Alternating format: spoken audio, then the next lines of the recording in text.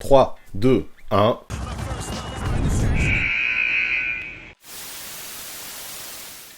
Salut la team, la forme, comment ça se passe avec le couvre-feu à 18h? Ça regarde YouTube un peu? Bah s'ils sont là, il y a quand même des chances que ce soit le cas. T'es perspicace toi, merci. En tout cas, vous avez l'habitude, un peu comme tous les samedis, ces derniers temps, j'ai envie de parler d'actu. C'est donc un format coast to coast que je vous propose. En fait, aujourd'hui, je veux évoquer les rookies un peu. Cette saison est si particulière pour eux. Déjà, en raison de la pandémie, la draft n'a pas été faite à l'aveugle, mais presque. Certains joueurs, comme James Wiseman, n'avaient disputé que 3 matchs lors de la saison 2019-2020, c'est ouf. Mais le pire, c'est que ça ne s'est pas arrêté là. Pas de Summer League, un training camp écourté, seulement une poignée de matchs de pré-saison, pas facile d'être un rookie en 2021. Et surtout, pas le temps de prendre ses marques, certains ont été projetés dans le grand bain immédiatement. Justement, c'est ça qui m'intéresse. Qui s'en est bien sorti, qui a galéré jusque-là dans ces conditions exceptionnelles? Pour répondre à ces questions, j'ai décidé, comme l'an dernier, de classer ces petits jeunes en 5 tiers, des échelons si vous préférez. L'idée générale sera totalement différente d'un Airball Project, parce que je veux pas du tout parier sur leur avenir, mais plutôt prendre une photo au moment M. Pour ça, je vais regarder les stats bien sûr, l'impact général, l'attaque, la défense, mais aussi le bilan de l'équipe. Les pourcentages et les balles perdues n'échapperont pas à mon regard non plus, ça me semble essentiel pour être complet. Et vous avez capté, même si dans chaque tir il y aura des nuances à faire, entre chaque joueur, c'est principalement sur ces critères que je me suis basé pour élaborer ma pyramide. En 2, sortir... Entrée. Allez, je crois que vous maîtrisez tout, on ne perd pas plus de temps, c'est parti pour le coast to coast du jour, où en sont actuellement les rookies de la QV 2020. Pour commencer, je vais parler des absents, car ouais, dans mes tiers, je n'ai gardé que 30 rookies, et mine de rien, j'ai quand même dû faire un petit tri. L'un des critères pour rentrer dans ma pyramide était d'avoir disputé un minimum de 7 matchs, soit environ la moitié. En dessous de ça, l'échantillon me semblait vraiment trop faible pour évaluer objectivement l'impact de ces gamins. Donc mes principaux absents, les voilà, je ne vais pas parler de tous, je vous laisse regarder vous-même, mais parmi eux, mine de rien, il y en a 3 que l'on attendait bien plus haut au moment de la draft. Et ouais, 3 de ces gars ont été choisis dans le top 10, je veux parler de Onyeka Okongwu, pick 6, de Jalen Smith, pick 10, et de Obi Toppin, pick 8. Allez, je commence par Onyeka Okongwu, qui évolue à Atlanta. Avec seulement 2 matchs joués pour un total de 28 minutes, au moment où je tourne, il est juste impossible de le juger actuellement. En même temps, le pauvre, juste après sa draft, a subi une blessure au pied, il n'a donc pas participé au training camp et ne fait ses débuts que maintenant. Laissons-lui le temps de découvrir la NBA et de s'adapter un minimum donc. En tout cas, malgré un manque d'expérience certain, il a d'ores et déjà montré une réelle présence au rebond. À voir ce que ça donne par la suite, mais ça pourrait être intéressant. Maintenant, Jalen Smith des Suns. Bon, lui déjà, ça m'a surpris qu'il soit drafté si haut, et comme Okongwu, la tuile, lors de son 2e match, le gamin s'est fait la cheville. Aïe, on ne l'a plus revu sur les terrains depuis. Donc réellement, je vais zapper vite parce que pour lui, je n'arrive pas du tout à me faire un avis. Enfin, 3e absent notable, Obi Toppin, qui de son côté est un mec qui m'a plutôt séduit. Pourtant, c'est un peu la même histoire, parce qu'après un premier match plutôt prometteur, l'intérieur s'est blessé à la cuisse. Une dizaine de matchs manqués plus tard, le voilà de retour, mais évidemment, pas simple de se faire directement une vraie place dans la rotation, notamment avec un coach comme Tom Thibodeau. Du coup, même si j'ai vu quelques belles choses, je ne vais pas me positionner encore, j'attends une confirmation. Cependant, sa belle perf à 12 points et 5 rebonds la semaine dernière face à Boston me laisse penser que si je refais une vidéo de ce genre plus tard dans la saison, l'ancien de Dayton pourrait très bien obtenir une belle place. On va donc laisser maturer un peu avant de se mouiller concernant Obi Toppin. Bon allez, là-dessus on ne va pas non plus en faire beaucoup plus et je vous remets la liste des absents au cas où. J'aurais pu également parler de Kyra Lewis Jr. ou encore de Aaron Nesmith, pour qui c'est pareil, l'échantillon de matchs joués est pour l'instant trop faible les concernant. Par contre, eux aussi ont été draftés haut et soyons honnêtes, ce que j'ai vu pour le moment ne m'a pas non plus particulièrement séduit. Alors hop, on en a assez fait sur ceux qui ne sont pas là, on passe au tier 5. Là, à cet échelon, je ne le cache pas, je vais parler des rookies pour lesquels les débuts NBA sont plutôt compliqués. Bon après, on n'attendait pas non plus forcément monts et merveilles de tous, mais quand même. Jusque là, pour eux, on sent que pour briller dans la grande ligue, il y aura du taf encore. Ici, je parle de Facundo Campazzo, non drafté, de Bol Bol, 44e choix en 2020, de Josh Green, choisi cette année avec le pick 18, de R.J. Hampton, pick 24, de Killian Hayes, pick 7, de Dakota Matayas, jamais drafté et depuis coupé, de Jordan Nwora, pick 45, de Reggie Perry, pick 57, de Alexei Pokusevski, pick 17, et de Lamar Stevens, non drafté. Tous pour des raisons qui leur sont propres, même si certains surprennent dans le bon sens, galèrent un peu en NBA. J'aimerais évoquer l'Argentin Facundo Campazzo pour commencer. Perso, j'attendais vraiment pas mal de l'arrière de 29 ans, estampillé Euroleague en provenance du Real Madrid. Mais là, on ne peut que constater que ce n'est pas simple pour lui. Son QI basket et son envie ont beau être là, sa taille de 1m78 le fait galérer. La chance qu'il a, c'est que malgré une adresse très inconstante, son coach Mike Malone lui fait plutôt confiance et lui donne grosso modo sa 12aine de minutes par match, c'est déjà bien. En plus, c'est vrai qu'il ne fait pas non plus trop d'erreurs, c'est positif. Et même s'il a presque 30 ans, lui aussi a droit à un temps d'adaptation. D'ailleurs, il n'a pas montré que du mauvais, et ses 2 matchs face à Minnesota furent prometteurs. Lors du premier, par exemple, il a lâché un joli 5 sur 7 à 3 points, c'est pas mal. En défense aussi, malgré son manque d'outils, il se bat et fait des choix malins. Honnêtement, il n'était pas loin du tout d'accéder au tir fort. Cependant, par rapport à ceux que j'ai choisis à l'échelon supérieur, j'ai quand même trouvé Facu un peu juste. À lui désormais de profiter de la confiance de son coach pour mieux prouver sa valeur au fil de la saison. Le défi est grand, j'avoue, mais de la valeur, je n'en doute pas, il en a. Restons à Denver là encore et parlons de Bol Bol. Mais je comprends pas, il est rookie lui oui, non seulement il a été drafté en 2020, mais en plus de ça, il a joué dans la bulle l'an dernier. Ce que tu dis est tout à fait vrai. Sauf que la NBA a dit que tous les joueurs qui l'an dernier n'avaient joué que dans la bulle pourraient être considérés cette année comme rookies encore, au vu des circonstances exceptionnelles. Et bref, on ne va pas le cacher, on en attendait pas mal de Bol Bol au vu de son profil de licorne. Le mec fait 2m18, court comme une gazelle, peut balancer des 3 points et même évoluer au poste 3 sur certaines séquences. Sauf que cette saison, l'ancien d'Oregon a du mal à tirer son épingle du jeu. Mike Malone ne le fait quasiment rentrer que dans le garbage time lorsque les défenses se relâchent. Attends, c'est bien ce qui me semblait, il a été starter 2 fois, c'est pas le garbage time ça. C'est vrai, mais jamais il n'a dépassé les 15 minutes de temps de jeu, c'est très peu pour un starter. Et encore, cette limite, il ne l'a atteinte qu'une seule fois, généralement il ne joue pas plus de 10 minutes. Mais le pire surtout, c'est que je trouve que lorsqu'il est sur le terrain, il a une faculté assez impressionnante à se rendre invisible. Et pourtant, c'est rare de ne pas se faire remarquer quand on fait la taille de Bol Bol. Ouais, vraiment, le concernant, je me questionne pas mal. Est-il capable d'avoir un temps de jeu significatif en NBA et de briller dans d'autres moments que le garbage time? J'avoue que j'ai des doutes, je ne vais pas me positionner définitivement maintenant, mais quand même j'attends de voir, je ne sais pas ce que donnera son avenir. Quoi qu'il arrive, à ce jour, mes doutes ne le font pas décoller du tir-faille. Puis tant qu'on y est, continuons à parler des gars de Denver, avec R.J. Hampton. Ah, qu'il me déçoit lui, parce que en vrai, je pensais vraiment qu'il avait les qualités suffisantes pour se montrer. Jusque-là, l'arrière qui se voyait All-Star n'a droit qu'aux miettes, n'a jamais passé plus de 6 minutes sur le parquet et n'a jamais mis plus de 2 points. Forcément, j'en attends plus, même si c'est vrai que les places sont chères dans la rotation des Nuggets. Mais pour moi, le plus scandaleux de tous, c'est du côté d'OKC, avec Alexei Pokusevski. Le gamin, avant la draft, m'avait pas mal hypé dans son profil de licorne, lui aussi. Les 7-footers qui shootent et qui sont mobiles, ça ne court pas les rues. Sauf que le souci, c'est peut-être qu'on a vu sa mobilité, mais son shoot, pas du tout. À 3 points, l'ailier fort en est à 6 sur 36 depuis le début de la saison, mais encore plus que ce chiffre, c'est la manière qui me dérange. Les écarts sont parfois immenses et le Serbe a une fâcheuse tendance à envoyer brique sur brique. Ouais, d'autant plus dans une équipe comme le Thunder où il y a vraiment de la place pour obtenir des responsabilités, le gamin me déçoit. Heureusement qu'il fait preuve d'activité au rebond quand même, parce que sans ça, il n'aurait probablement même pas eu sa place dans le tir-faille. Dans ceux qui jouent principalement les fins de match sans suspense, il y a aussi Jordan Nwora des Milwaukee Bucks. Si lui, contrairement à Hampton, a pu se montrer, notamment contre les Pistons, avec 11 points et 4 rebonds en à peine 14 minutes, c'est encore trop juste pour viser un tir supérieur à mon sens. On verra plus tard s'il réitère ce genre de bonne petite performance. Même chose pour Reggie Perry, même si le concernant, je trouve que ça évolue dans le bon sens. Lui, à Brooklyn, trouve du temps de jeu de plus en plus régulièrement, notamment depuis l'arrivée de James Harden. Mais pareil, malgré une perf à 11-5 contre les Knicks, c'est encore trop tôt pour envisager l'échelon supérieur. Petit mot sur Josh Green désormais, et je trouve vraiment dommage qu'il soit à cet échelon parce que lui, il en a eu des responsabilités. Car là, il l'a titularisé 3 fois avec Dallas, et ça lui est même arrivé de passer quasiment 30 minutes sur le parquet, sauf que ce jour-là, ses 4 points et 4 rebonds ont paru bien maigres. Il a battu son record en carrière dernièrement avec 8 points, mais tout ça reste faible. Pour progresser à mon sens, il fait partie de ces rookies qui devront d'abord se montrer plus incisifs lorsqu'ils sont sur le parquet. Un qui me surprend bien par contre, mais que je n'ai quand même pas mis plus haut, on va pas abuser, c'est Lamar Stevens des Cavs. En même temps, au départ, personne ne l'attendait nulle part. Il est un joueur non drafté en provenance de Penn State. Mais là, ce qu'on voit, c'est que JB Bickerstaff aime le mettre sur le terrain et lui donner quelques responsabilités de manière assez surprenante. Gros scoreur, il a atteint ou dépassé la barre des 9 points à 2 reprises, tout en s'arrachant au rebond et en se donnant en défense. Sa volonté plaît et elle paye. Il lui aurait juste manqué un peu de régularité, je pense, pour atteindre le tir fort. Vient maintenant Killian Hayes, qui lui avait du temps de jeu et des responsabilités. Sauf que jusque-là, le français n'a pas semblé en confiance et peinait à être le joueur qu'il était en Europe. Sûrement trop préoccupé par ce que son coach lui demande de faire, il a du mal à lâcher les chevaux, et ça se voit. Il doute, notamment sur son shoot, et c'est embêtant. 13 sur 47 depuis le début de saison, soit 27%, le meneur doit faire bien mieux. Pour ne rien arranger, une blessure à la hanche va l'éloigner des terrains jusqu'au mois de mars minimum. Avec ça, on ne peut que lui souhaiter de bien se remettre pour revenir rapidement au niveau qui est le sien.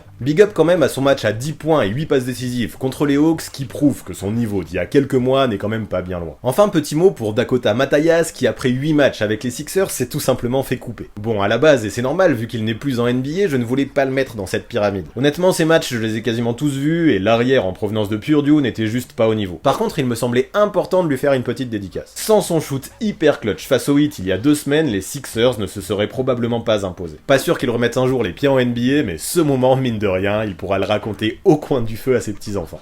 Let's go tire fort maintenant. J'y parle de joueurs qui ont montré de belles choses, voire de très belles choses pour certains au vu des attentes qui étaient placées en eux. Par contre, avant de trop s'enflammer les concernant, je trouve qu'ils devront quand même confirmer. On y trouve Desmond Bane, pick 30, Saddiq Bey, pick 19, Isaiah Joe, pick 48, Théo Malédon, pick 34, Peyton Pritchard, pick 26, Isaiah Stewart, pick 16, Jason Tate, non drafté, et Devin Vassell, pick 11. Sur ce coup-là, j'ai envie de commencer par Jason Tate, tellement il est méritant. Franchement, j'étais vraiment pas loin de le mettre à l'échelon supérieur en plus. C'est fou non pour un gars en qui personne personne n'a fait confiance le soir de la draft. Pourtant, aux Rockets, l'ailier s'éclate. Stephen Silas, dernièrement, en a même fait son titulaire, en l'absence de Daniel House, c'est ouf. Puis faut dire que dès son premier match sous les couleurs des Texans, Tate a montré qu'il en avait sous le capot. 13 points à 5 sur 9 et 4 rebonds, c'est pas mal quand même pour un joueur qui sort de nulle part. Depuis, il continue sur sa lancée et a même atteint son premier double-double face aux Spurs la semaine dernière. Mieux que ça encore, sa régularité des deux côtés du terrain me hype de ouf. J'aimerais qu'il puisse confirmer et pourquoi pas même augmenter son level au fil de la saison pour monter dans la pyramide. J'aimerais sûrement que les Rockets gagnent un peu plus aussi, mais ça je ne vais pas l'en tenir responsable. Ce qu'il faut retenir surtout concernant Tate, c'est que le mec a été très surprenant et dans le bon sens. Dans le même genre, il y a aussi Peyton Pritchard. Bon après lui c'est pas la même parce qu'il a quand même été drafté au premier tour par les Celtics et c'est plutôt logique qu'il gère un minimum. Par contre, faire preuve d'un tel culot et d'une telle adresse dans les moments importants alors qu'on découvre à peine la NBA, ça je ne m'y attendais pas. Contre les Raptors, début janvier, le meneur a littéralement pris feu en terminant avec 23 points et 8 passes, c'est chaud. Alors qu'au début je pensais qu'il n'avait des minutes que parce que Kemba Walker était absent, il n'en est finalement rien. Pritchard a désormais une vraie place dans la rotation de Stevens et c'est cool pour lui. Sans cette petite baisse visible et attendue avec le retour de Walker, lui aussi aurait pu viser un échelon supérieur finalement. Mais bon, pour l'instant je le préfère au tir fort. Puis tant que je suis dans ceux qui sont passés tout près d'être au-dessus, je vais parler de Desmond Bane maintenant, drafté par les Grizzlies à la toute fin du premier tour. Je ne sais pas ce que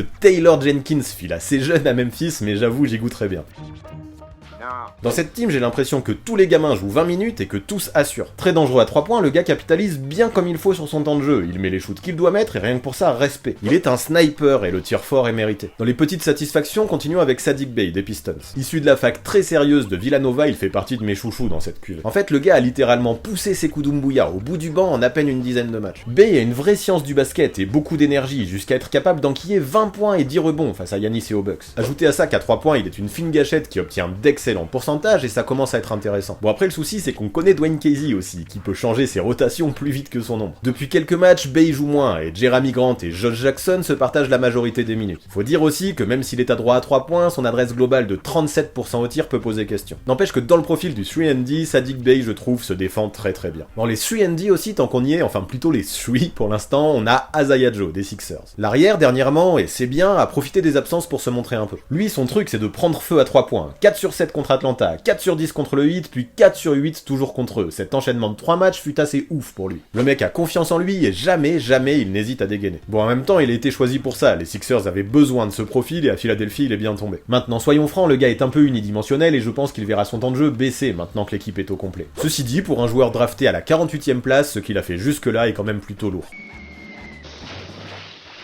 En parlant de lourdeur, tiens, la transition vers Isaiah Stewart est toute trouvée. Quelle puissance ce gars, j'aimerais pas trop avoir à défendre sur lui au poste, sérieux. Alors oui, il ne fait que 2m03, ce qui n'est pas beaucoup pour un pivot, mais c'est 113 kg de muscle, il sait les utiliser, et plutôt bien. Donc ok pour dire que par rapport à d'autres gars que j'ai évoqués à ce level, il score moins, mais ce n'est pas non plus ce qu'on lui demande. Isaiah Stewart, avec sa carrure, sait prendre sa place dans la raquette, et pour le rebond, ça aide méchamment. L'autre jour, face à Miami, l'intérieur a même fait un double-double à 10 points et 11 rebonds en moins de 20 minutes de temps de jeu. Après, je pense que son niveau général est trop faible pour atteindre l'échelon supérieur, mais quand même, quelle bête. Quand il rentre sur le terrain, la raquette donne l'impression de lui appartenir, et rien que pour ça, je trouve que ça mérite une place au tir fort. Autre petit style de cette draft, le français Théo Malédon, qui a fini par chuter à la 34e place le jour J. Quand je le regarde jouer aujourd'hui et que je vois qui a été drafté avant lui, ça ne m'étonnerait pas que certains GM regrettent un peu de l'avoir laissé passer. Dans cette jeune équipe d'OKC, l'ancien de Lasvel sait saisir les opportunités qu'on lui file, et il en fait quelque chose. Il crée pour lui, pour les autres, envoie quelques 3 points et sait clairement utiliser son QI basket au service du collectif. Après, allons jusqu'au bout des choses et ne restons pas que dans le compliment, et c'est vrai que ses pourcentages ne sont pas dingues. C'est probablement ce qui m'empêche majoritairement de le classer plus haut. Cependant, j'aime comme il laisse venir le jeu à lui et sait se rendre utile dans le système de Marc Daigneault, où il dépanne dans tous les secteurs où il y a de besoin, rebond et défense compris. Honnêtement, au vu de sa place dans la draft, j'avais peur de le voir cirer le banc, et ce n'est pas le cas. Non seulement il joue, mais en plus de ça, son temps de jeu, il l'utilise plutôt bien. Enfin, dernier joueur de ce tir fort, Devin Vassell, qui au contraire de Théo, lui, me déçoit un petit peu. Ouais, pour un pick 11, je m'attendais à mieux quand même. Maintenant, on sait comment ça fonctionne chez les Spurs, et avec Coach Pop, il faut souvent s'armer de patience pour obtenir des minutes lorsqu'on est un gamin. Mais Vassell, lui, mine de rien, globalement, du temps de jeu, il en a. 18 de moyenne depuis le début de la saison, c'est pas mal du tout en fait. Et au final, même si sa polyvalence me fait kiffer, son level offensif m'inquiète un peu. J'aime son énergie, j'aime qu'il puisse tout faire en attaque comme en défense, mais pour progresser dans la pyramide, j'aimerais soit qu'il se spécialise, soit qu'il travaille son tir. On conclut donc le tir fort avec lui, et pour finir sur Vassell, je pense qu'il a encore du taf.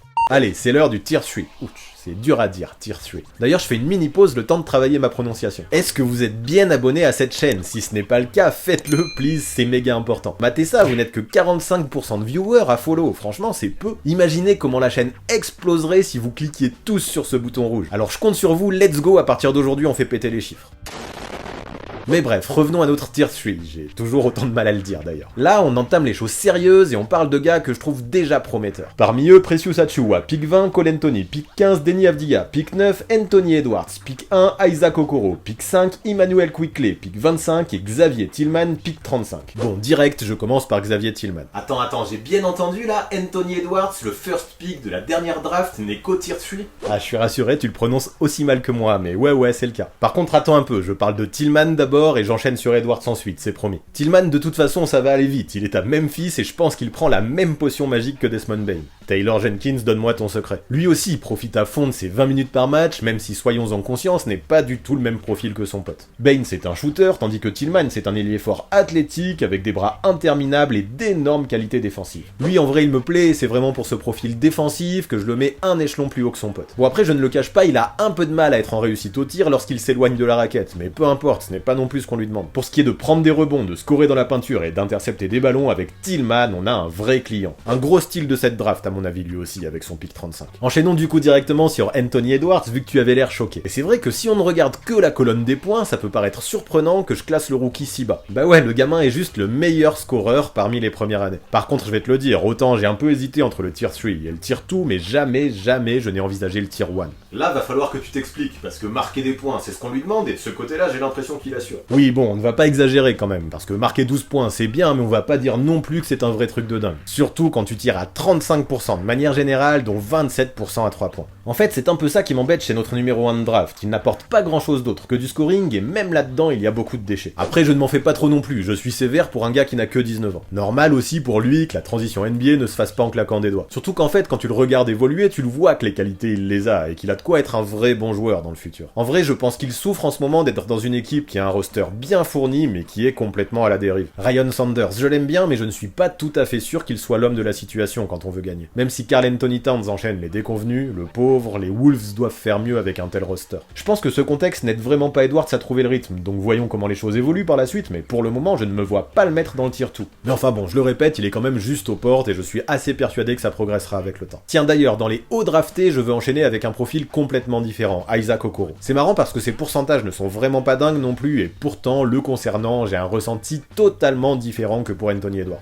Puis mine de rien, même si son adresse n'est pas top, c'est déjà mieux que pour Edwards, à 2 points comme à 3 points. Mais ça en vrai je m'en tape, parce qu'à Cleveland, avec des joueurs comme Colin Sexton ou encore Darius Garland, personne n'attend du rookie qu'il score. Lui, c'est plutôt un spécialiste de la défense, et qu'est-ce qu'il fait ça bien? Mettre la pression sur le porteur, c'est son dada, et switcher sur les postes 1, 2 ou 3, il sait le faire sans souci, je kiffe. Atteindre un tel niveau déjà dans l'une des meilleures défenses actuelles de la ligue, c'est fort. Après, il y a encore des choses à polir, c'est sûr, et c'est bien pour ça que je ne le mets pas plus haut, mais quand même, ce que je vois en Isaac Okoro me plaît bien. Le concernant, je suis enthousiaste, le mec est littéralement capable d'éteindre une bonne majorité de joueurs dans la ligue, et même de s'arracher pour poser des contres archi clutch dans le money time. Perso, j'aime beaucoup ça. Tier 3 pour lui donc, c'est très bien, et avec des progrès en attaque, il pourra viser bien plus haut. Puis en parlant de gars clutch, tiens, on enchaîne sur Cole Anthony. Seulement 15 matchs au compteur du meneur de jeu, et déjà un game winner super bourné d'inscrits. Niveau ratio, on est pas mal là quand même. Ce qui me plaît vraiment avec ce gars, c'est qu'il a les groseilles vraiment bien accrochées. Aujourd'hui, on vous dit tout sur la groseille. Il n'a peur de personne et sera prêt à prendre ses responsabilités contre n'importe qui au moment où il le faudra. Avec cette match à 12 points ou plus, le fils de Greg a déjà montré qu'il était un bon scoreur et c'est très bien. Bon après, tout comme Edwards, ses pourcentages sont vraiment bas et il est peut-être même encore plus irrégulier. Par contre, lui, il pèse dans tous les secteurs du jeu, le playmaking notamment, mais aussi le rebond. C'est l'une des raisons pour lesquelles je le mets à cet échelon. Je ne m'attendais pas à voir un Cole Anthony si complet en vrai, et pour ça chapeau. Un autre à qui je veux tirer mon couvre-chef aussi, c'est Immanuel Quickley, que je n'imaginais vraiment pas si haut. L'ancien meneur de Kentucky, tout comme son équipe des Knicks, me surprend pas mal cette saison. Alors ok, lui aussi a des pourcentages compliqués, comme beaucoup de rookies, lui non plus n'est pas le plus polyvalent, mais perso ça me va quand même.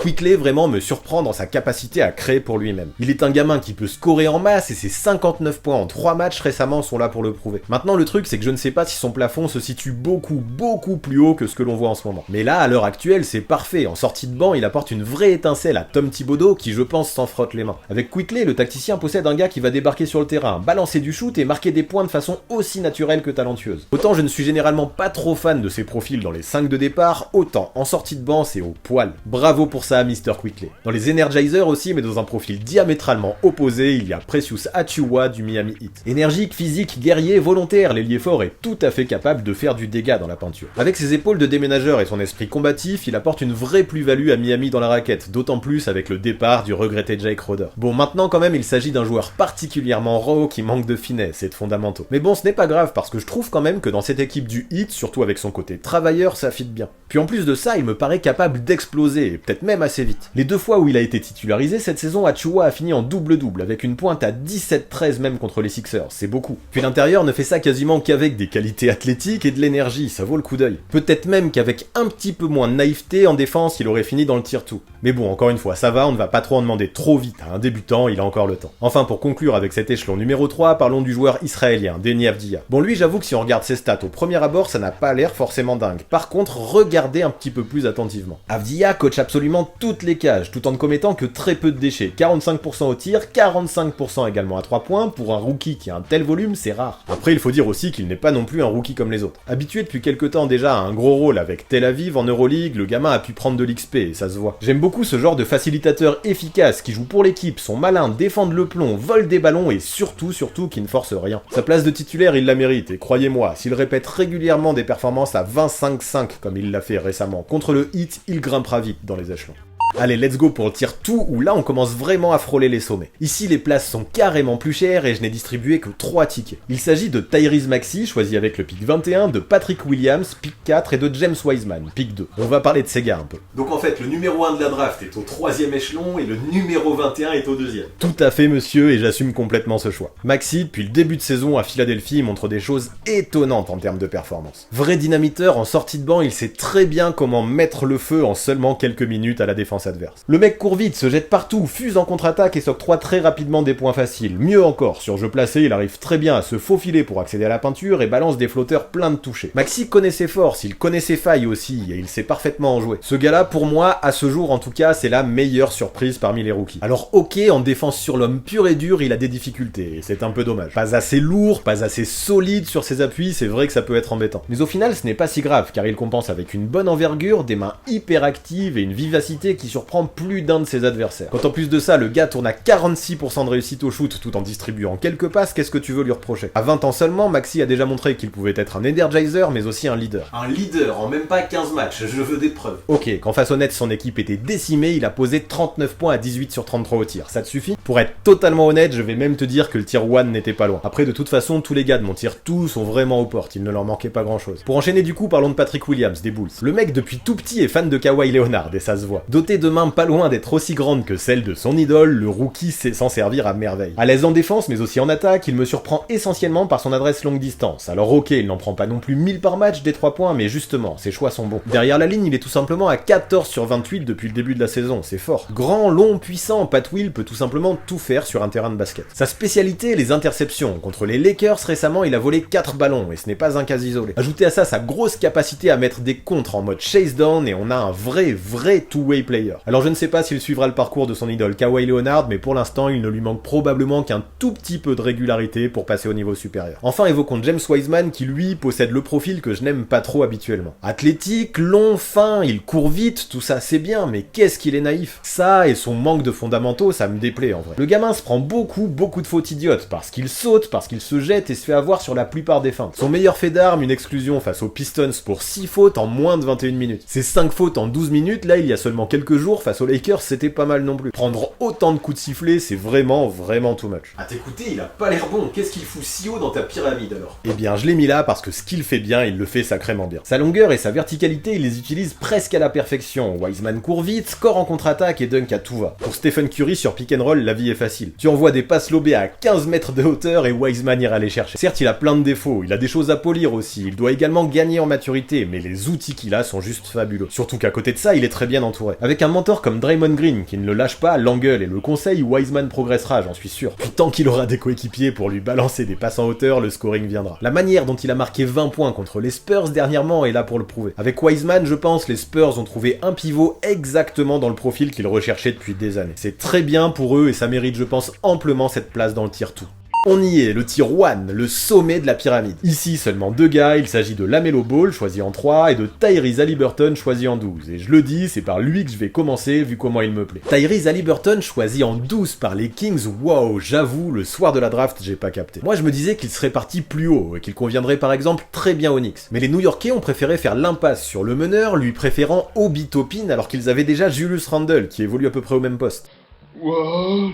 J'avoue, j'étais choqué. Après, ne parlons pas trop vite, je ne veux pas dire que les Knicks ont eu tort. Toppin n'a pas encore eu l'occasion de vraiment prouver sa valeur, et comme on le disait, Quickley s'en sort très bien au poste 1. Par contre, ce qui est sûr, c'est que les Kings ont eu raison, et ce, malgré la présence de De'Aaron Fox au même poste. Non seulement Haliburton est un excellent playmaker, avec une très bonne vision de jeu, mais en plus de ça, il est aussi un vrai scoreur, qui peut exister avec et sans le ballon. Ses choix sont hyper matures pour son âge, son adresse est très bonne, ses capacités en catch and shoot sont pas loin d'être folles, franchement, qu'est-ce que tu veux dire? 11 points de moyenne, 5 passes, 3 rebonds, 50% au tir, 49% à 3 points, c'est assez insane, perso ça me laisse sur le cul. Franchement, Haliburton, avant sa draft, j'y croyais, il faisait partie de mes paris, mais je mentirais si je disais que je l'imaginais déjà à ce level. Non seulement il met des shoots, mais en plus de ça, avec son 1m96 et ses grands bras, il a tous les outils pour exceller en défense. Quand tu mixes talent et polyvalence, généralement tu t'en sors bien. Ah ouais, t'es carrément dithyrambique. Grave, et j'assume, surtout que je n'ai pas fini. Par son calme et sa maîtrise, il a en plus déjà montré que le 4ème quart-temps c'était son moment. Récemment, contre les Bulls, alors que Fox avait dû sortir sur blessure, Haliburton a pris les choses en main. Impressionnante justesse, il a su servir ses gars, les trouver dans de bonnes dispositions, impliquer tout le monde, qu'est-ce que c'est important de gérer ça quand t'es un meneur. Quand en plus de ça, tu mets les shoots qu'il faut et que tu remportes le match, c'est je pense que t'as déjà atteint un haut niveau. Des point guards comme ça, grands, intelligents, avec un vrai QI basket qui peuvent scorer et distribuer le jeu de la sorte à seulement 19 ans, j'en veux tous les jours. C'est bien pour ça que Tyrese Haliburton est dans mon tier 1. À lui maintenant de continuer à se développer et arriver à se montrer tous les soirs au niveau du scoring notamment. Peut-être que ce manque de régularité et d'agressivité le cercle pour l'instant est sa seule petite faille. Par contre, s'il arrive à gérer ça, il n'y aura plus à hésiter, son futur sera grand. À ses côtés, au tier 1, LaMelo Ball. Ça surprend un peu moins. Ouais, il était mon favori pour le trophée de Rookie of the Year, donc pas vraiment étonnant, du moins pour moi, qu'il soit au sommet. Sauf que, attendu ou pas à ce niveau, LaMelo Ball, j'ai de très bonnes raisons de l'applaudir. En même temps, quand un gars en à peine 10 matchs en carrière devient contre les Hawks le plus jeune joueur de l'histoire à faire un triple-double en NBA, comment ne pas le récompenser avec un tier 1? Sachant qu'en plus de ça, jusque-là, il n'a jamais été titulaire, moi ça m'épate. Ball est un super playmaker capable de faire ses 10 assists les yeux fermés. Honnêtement, gérer le jeu comme ça en si peu de temps, je dois le dire, je suis épaté. Comme si le mec avait un œil caché et supplémentaire.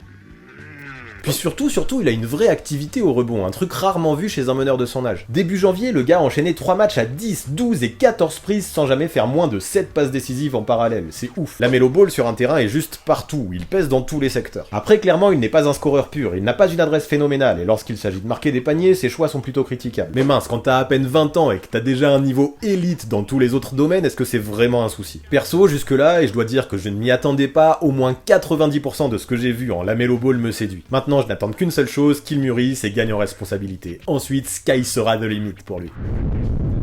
Voilà pour ce qui est des rookies de la QV 2020, voilà pour ce qui est de mon 40e Coast to Coast. Dites-moi, ça vous a plu ce format avec les tiers? Ça vous dirait que je le refasse en cours de saison pour voir comment ont évolué ces rookies? Puis tant qu'à faire, j'ai une autre question, ça vous tenterait que je refasse la même chose avec les sophomores bientôt? Ça pourrait être cool non de faire un gros bilan de la même façon pour voir comment se déroule à tous leur deuxième année. Faites-moi vos retours en commentaire pour savoir, j'attends ça de pied ferme. Mais surtout, si vous avez kiffé et que vous voulez que je recommence sur ce principe, posez-moi un pouce bleu là tout de suite, que je me rende compte. C'est le meilleur, voire le seul indicateur qui me permet d'évoluer directement votre level de kiff. Sinon, vous le savez, pour avoir une autre vision complémentaire de la NBA, c'est sur la chaîne YouTube de Basket Info. Là-bas, entre autres, on aime raconter des histoires, et dernièrement, on a parlé du drame qui est arrivé à Paul Pierce en début de carrière. 11 coups de couteau, le gars, il a pris, c'était violent. Je vous invite donc à aller faire un tour si vous n'avez jamais entendu parler de ce truc. Puis même si vous connaissez déjà d'ailleurs, ça vous donnera peut-être l'occasion de choper des détails que vous n'aviez pas. Pour débattre avec la commu, sinon, c'est sur Discord, et pour suivre mes différents projets au quotidien, c'est sur Instagram, tout ça, ça ne bouge pas, il y aura toutes les informations nécessaires en description. Et pour finir, vous connaissez les bails, on s'abonne à la chaîne, on active la cloche, on lâche un max de pouces bleus et on rédige ses meilleurs commentaires. Merci Julien, #référencement. Puis si la vidéo vous a plu, vous pouvez même aller faire un tour sur mon Tipeee. Même un micro-tip, vu que tout s'additionne, ça soutient de ouf, soyez-en conscients. Gros big up d'ailleurs à tous ceux qui sont présents chaque mois et merci à tous de m'avoir écouté jusque-là. À très vite.